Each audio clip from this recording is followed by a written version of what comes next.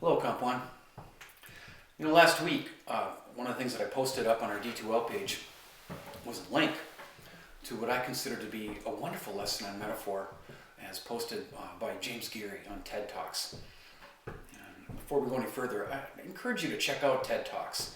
It's pretty heavy on science and math, and political and cultural affairs, but there's really a lot of really bright people. And as you know, I'm getting more and more interested about the ways that we can learn things online, and TED Talks is a good place to start. I would like to share with you how I think about metaphor year after year after year after year. And one of the first things that we have to confront is that the subject of metaphor is essentially endless. I remember a number of years ago, I was in the basement of the Alcuin Library at St. John's University. And I'm walking through the stacks, and I look up, and I remember, and I saw a great big thick book, and it just said metaphor on the side. And I pulled it down, and I thought, well, here's a hefty book on metaphor. But you know what it was? It was not a book about metaphor. That thing, at about 3 inches thick, 8, 9, 10 pounds, was actually a bibliography on metaphor that pointed me to thousands and thousands of articles and books on metaphor. So one of the first things that we have to confront is that the study of metaphor, as I've read everywhere, is endless. Metaphors themselves, single metaphors, can be endless too. Take the one that Borges calls the finest one of all. That's about the emperor who wakes up one morning and he realizes that he's been dreaming that during the night that he was a butterfly. And thereafter, he doesn't know if he's an emperor dreaming he's a butterfly, or a butterfly dreaming he's an emperor. I love that so much I can't even talk about it. So, conceding that point, that we're never going to get to the bottom of it, I still, to accompany James Geary and to finish off this little unit on The Great Gatsby, where you did some really good thinking and some really good writing, I'd like to share a number of stories with you that I share year after year. They're not necessarily lectures, but they'll hopefully communicate to you some of the ways that I think about metaphor, and maybe the stories will help things stick in your head. The first thing I want to do is tell you about a radio show called This American Life. One of the strangest tales I've ever heard about metaphor was in that radio show, which I listen to on the weekends, especially if I'm traveling. It's hosted by a man of genius named Ira Glass. And what I'm thinking of is a story that he put up maybe 8, 9 years ago. And it was about this guy who all of a sudden basically had his body malfunction. His body, for whatever reason, I can't recall it, it absolutely stopped producing testosterone. None, okay? He went from being a guy who was, normal in terms of hormones, and his testosterone production went down to nothing, 0. And I remember listening to this thinking, well, what would that be like? What would that be like to have, 0 testosterone if you were a guy? He reported in the story that it wasn't necessarily unpleasant, but 2 things really stuck out for him. And eventually he got treated, he went to doctors and they had to start giving him weekly injections. But during this period of time where he was living his life without any testosterone whatever, this is what happened to him. Thing 1, doing something or not doing it was exactly the same thing. Watching TV or not watching TV was the same thing. You can imagine going out with his girlfriend on a date or not going out on a date with his girlfriend. They became the same thing.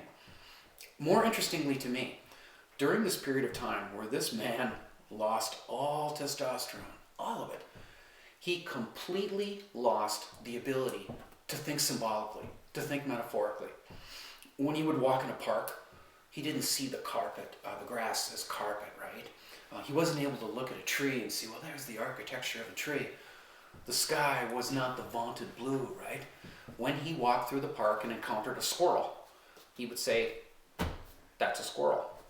When he saw a baby in a little stroller going by, he would think the obvious, baby. When he saw a hot dog vendor, he thought, hot dog vendor. He could only think concretely.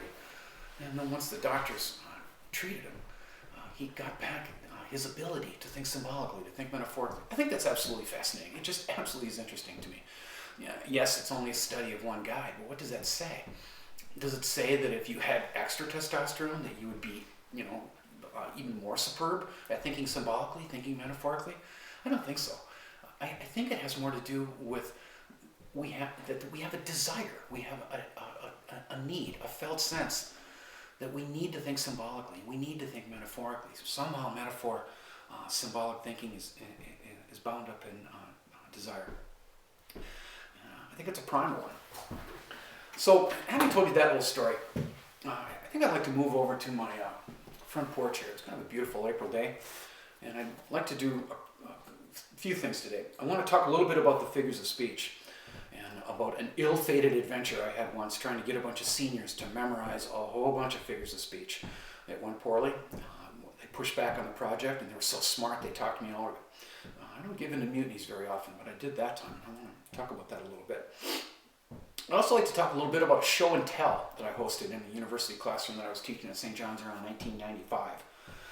I didn't want them to bring in, the things that you bring in for show and tell when you're a kid, your pet lizard or whatever. I wanted them to bring in metaphors, bring in something that has a personal significance, a symbolic significance to you that maybe everyone else in the room would not be able to notice. That actually ended in tears. I don't often make students cry, but I sure did that day, and I want to tell you all about it. I'd also like to share with you briefly the theories of I.A. Richards. I.A. Richards was a rhetorician in the 30s and 40s at Harvard University. Had all kinds of ideas, man. He was a mountain climber. He tried to invent a 600-word version of English that he tried to teach to all of China. That was a failure. And he even invented his own system of punctuation. You pick his books up, you read his books and his system of punctuation. It's a nightmare. Stay away from him. But he did have a pretty cool theory about metaphor, and I want to share that with you. Kind of in the same way that James Geary said X plus Y equals Z, I.A. Richards says that metaphor is a three-part deal, and I'll share that with you. And then, to finish up this lesson, we got to go to the big guy. I'd like you to see metaphor in action. And you know that my obsession has been, all my life, imaginative literature.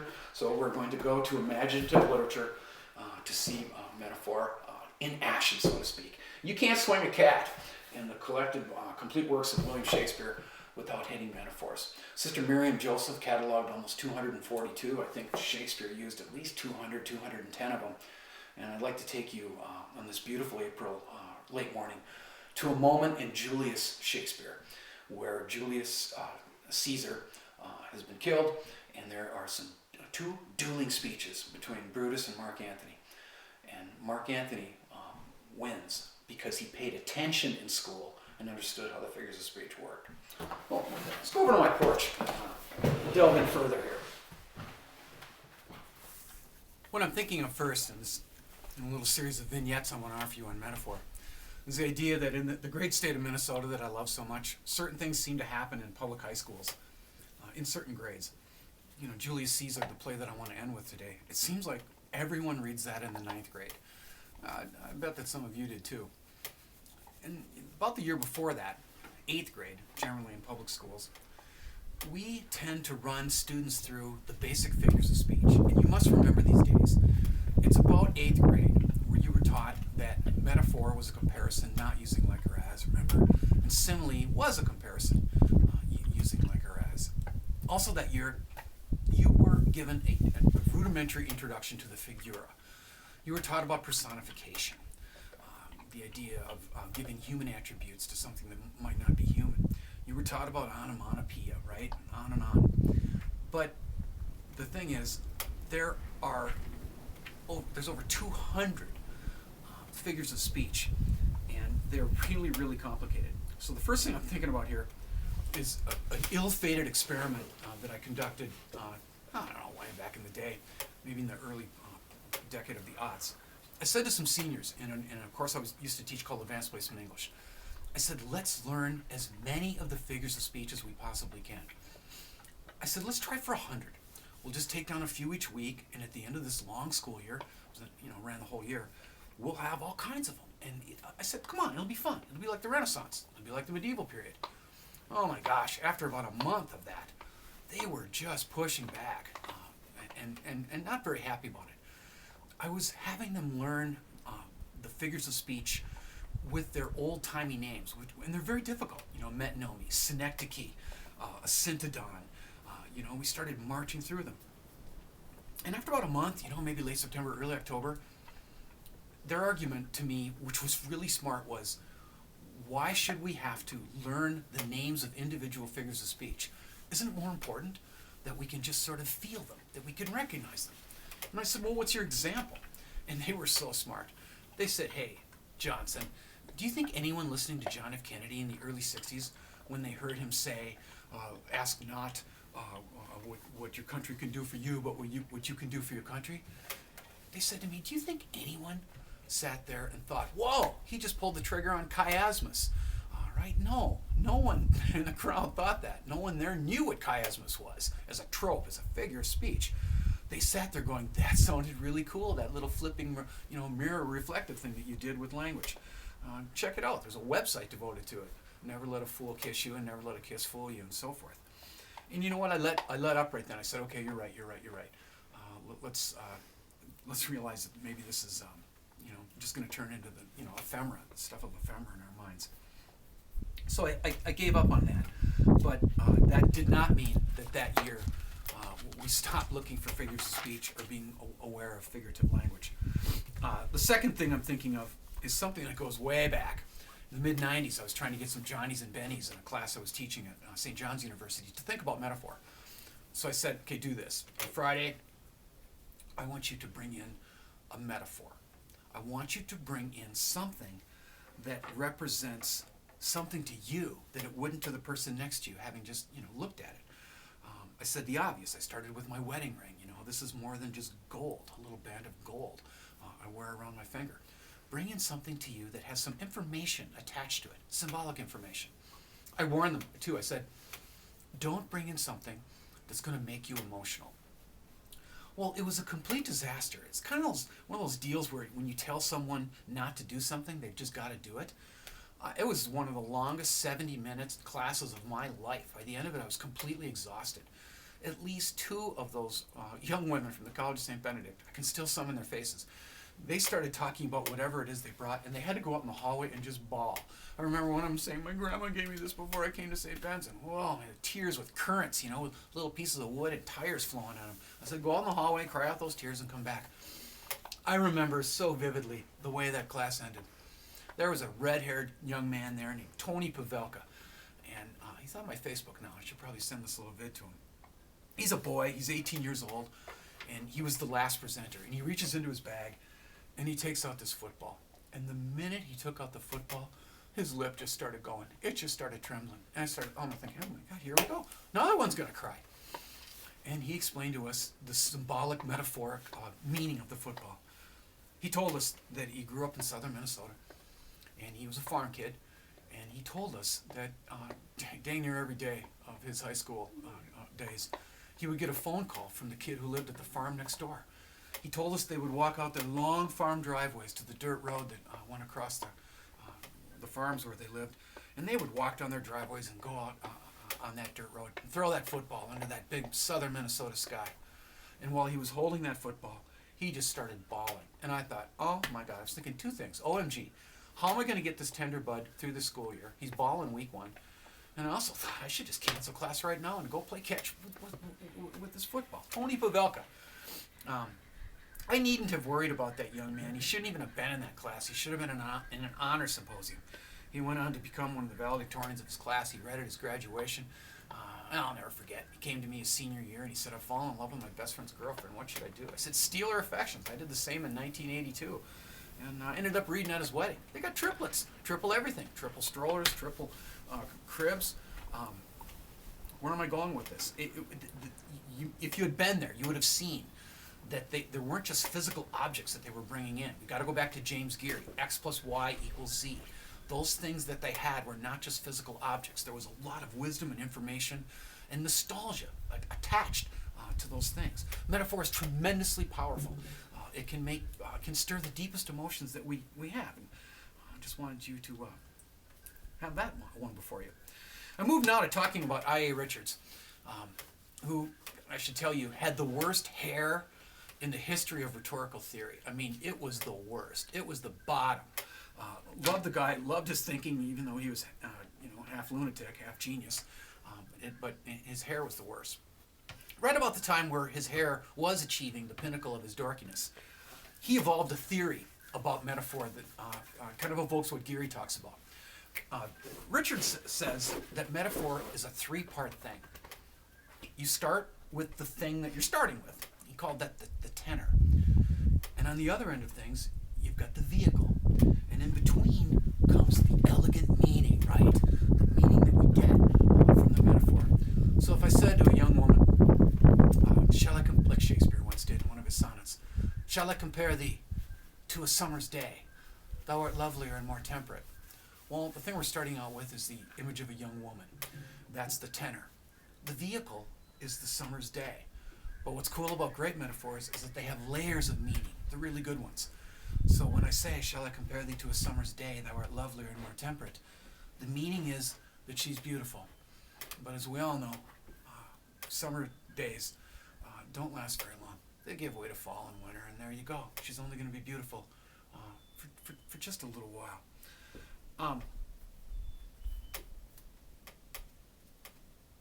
My wife is signaling me over something and completely ruining this video. Hang on a second.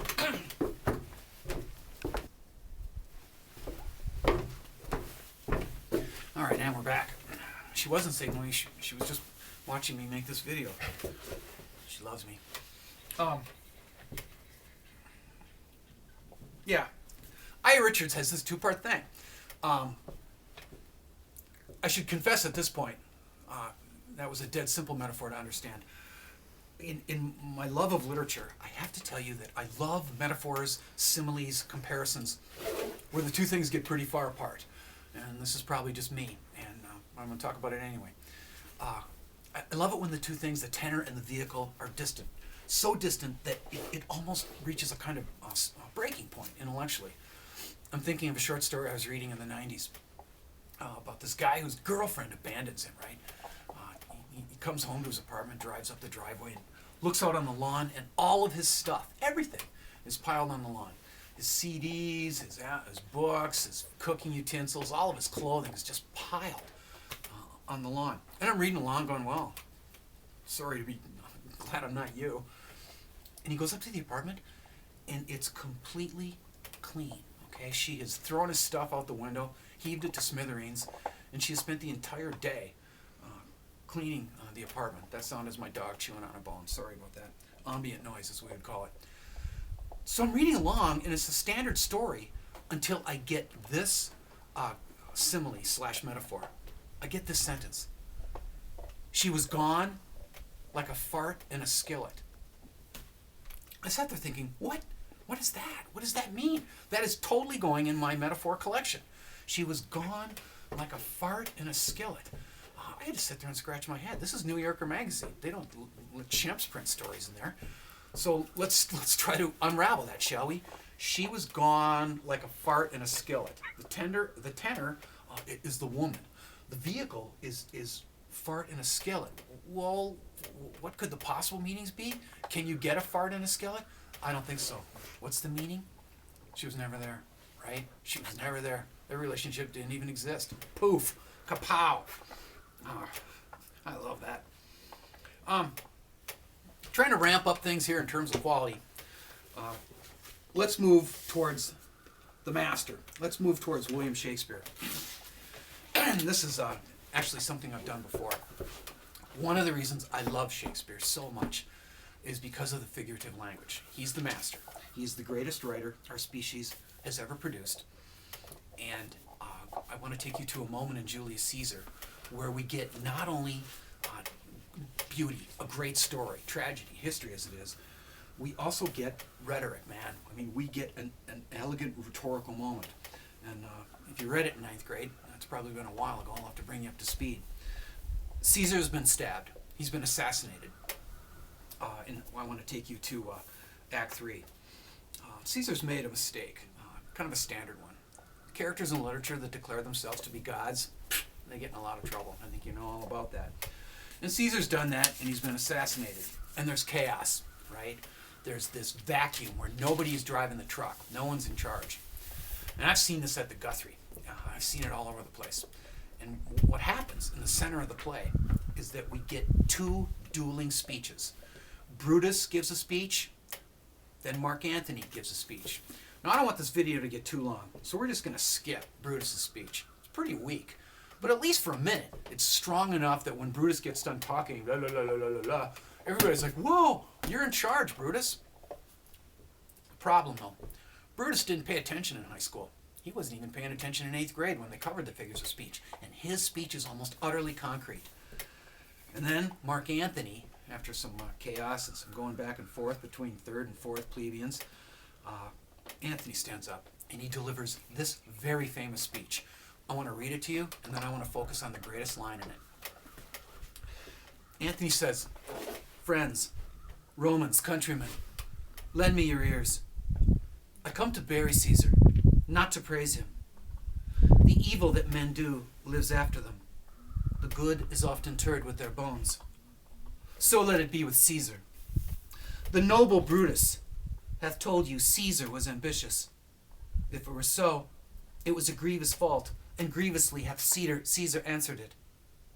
Here, under leave of Brutus and the rest, for Brutus is an honorable man.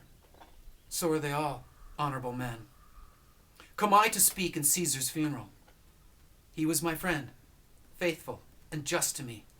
But Brutus says he was ambitious, and Brutus is an honorable man. He hath brought many captives home to Rome, whose ransoms did the general coffers fill. Did this in Caesar seem ambitious? When that the poor have cried, Caesar hath wept. Ambition should be made of sterner stuff. Yet Brutus says he was ambitious, and Brutus is an honorable man. You all did see that on the Lupercal I thrice presented him a kingly crown, which he did thrice refuse. Was this ambition? Yet Brutus says he was ambitious, and sure, he is an honorable man. I speak not to disprove what Brutus spoke, but here I am to speak what I do know. You all did love him once, not without cause. What cause withholds you then to mourn for him? O judgment, thou art fled to brutish beasts, and men have lost their reason. Bear with me. My heart is in the coffin, there with Caesar, and I must pause till it come back to me. Now, I put this on overhead screens for years and asked students, okay, how does this work? How does this work, and what does it do? What is the rhetoric of this? Can you see or name any figures? And I've just enjoyed in the years, students observing, well, hey, that's irony. He doesn't mean that they're honorable. He's being figurative. He doesn't mean that his heart is in the coffin. We know it's in his chest. He's talking. He's delivering a speech. And I've asked students for years, at what point in this speech does Mark Antony pull the trigger on the great metaphor that causes the crowd to absolutely go wild? And you know what? We could disagree, but I'm going to go to this line. Let's zero in on it. Check it out. O judgment, thou art fled to brutish beasts, and men have lost their reason. That's it right there. That's the whole thing right there. The first thing he does is personify judgment, right? To make it human, to give it an entity. But when he says, thou art fled to brutish beasts, right? Brutish evokes Brutus, brutish beasts. What kind of beasts are those? Those are monsters. And men have lost their reason. That's it, right there. When he delivers that line, he is in charge. The crowd goes wild. Brutus gets it.